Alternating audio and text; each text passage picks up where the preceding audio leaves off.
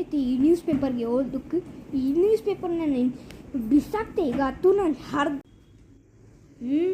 ಎಂತ ಹರಿದಾಗಿ ಬಿಡ್ತೀಯಾ? ಸಾರಿ ಪಾಪ, ಸಾರಿ ನಾವು ಆ ಥರ ಮನಸ್ಸೇ ಆಗಿತ್ತು. ಇದು ಈ ನ್ಯೂಸ್ ಪೇಪರ್ನ ಹರಿದಾಕೋಕ್ಕೆ ಪುಟ್ಟಗ ಹರಿದಾಕಿದ್ರೆ ಒಂದು ಬಾರಿಸ್ತೆ ಈಗ. Stop it. ನಿಮಗೆ ಗೊತ್ತಾ ರಾಜೇಂದ್ರ ಪ್ರಸಾದ್ ಯಾರಂತ? ಪ್ರಥಮ ರಾಷ್ಟ್ರಪತಿ. ಅವರಿಗೆ ಸಿಟ್ಟು ಕಂಟ್ರೋಲ್ ಮಾಡೋಕೆ ಆ ಶಕ್ತಿ ಇದೆ. ಅದಕ್ಕೋಸ್ಕರ ಒಂದಿನ ಅವ್ರ ಮನೆಗೆ ಹೊಟ್ರು. ಆ ಟೈಮು ಅವ್ರಿಗೆ ಏನಾಯ್ತಂದರೆ ಅವ್ರು ನೋಡಿದ್ರು ಅದೇ ಪೇಪರ್ನ ಹರಿದಾಕಿ ಸ್ಮಾಲ್ ಪೀಸಸ್ ಎಲ್ಲ ಎಲ್ಲೆಲ್ಲೋ ಸ್ಪ್ರೆಡ್ ಮಾಡಿದರು.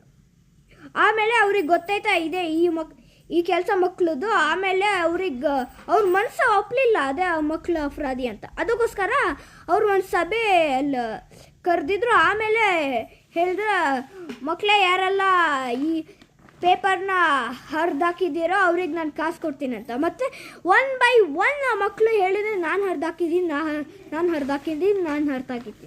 ಆಮೇಲೆ ಡಾಕ್ಟರ್ ರಾಜೇಂದ್ರ ಪ್ರಸಾದ್ ಹೇಳಿದರು, ಅದೇ ಮಕ್ಕಳೇ ನೋಡಿ ಇಲ್ಲಿ ಯಾವುದೆಲ್ಲ ನೀವು ಪೇಪರನ್ನು ನೀವು ಹರಿದಾಕಿದ್ದೀರಾ ಅದು ಒಂದಿನ ನಿಮಗೆ ಇಂಪಾರ್ಟೆಂಟ್ ಆಗುತ್ತೆ.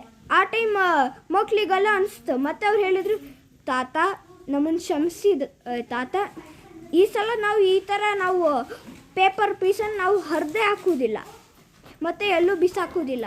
ಮತ್ತು ರಾಜೇಂದ್ರ ಪ್ರಸಾದ್ ಹೇಳಿದರು, ಅಷ್ಟು ಮುಖ್ಯ ನೀವೆಲ್ಲ ಇದ್ದೀರೋ ಅಷ್ಟು ಮುಖ್ಯ. ಸಾಕು, ಅರ್ಥ ಆಯ್ತು ಹಿತೇಶ. ಅದು ಸಿಟ್ಟು ನಮಗೋಸ್ಕರ ಒಳ್ಳೇದಿಲ್ಲ. ಆದರೆ ನೆಕ್ಸ್ಟ್ ಟೈಮ್ ನೀನು ಸಾಗೆ ಪೇಪರ್ನ ಹರಿದಾಕೋಕ್ಕಾಗ, ಸರಿನಾ? ನೀನು ಒಂದು ದೊಡ್ಡ ಲೆಸನ್ ನೀನು ಹೇಳಿಕೊಟ್ಟ್ಯಾ. ಅದಕ್ಕೋಸ್ಕರ ಥ್ಯಾಂಕ್ ಯು ಸೊ ಮಚ್ ಪಪ್ಪ. ಮತ್ತು ಈ ಸಲ ನಾನು ಪೇಪರ್ನ ನಾನು ಹರಿದಾಕೋದೇ ಇಲ್ಲ. ನನ್ನ ಪ್ರಾಮಿಸ್, ಈ ಹಿತೇಶನ್ ಪ್ರಾಮಿಸ್ ನಿಜವಾಗ.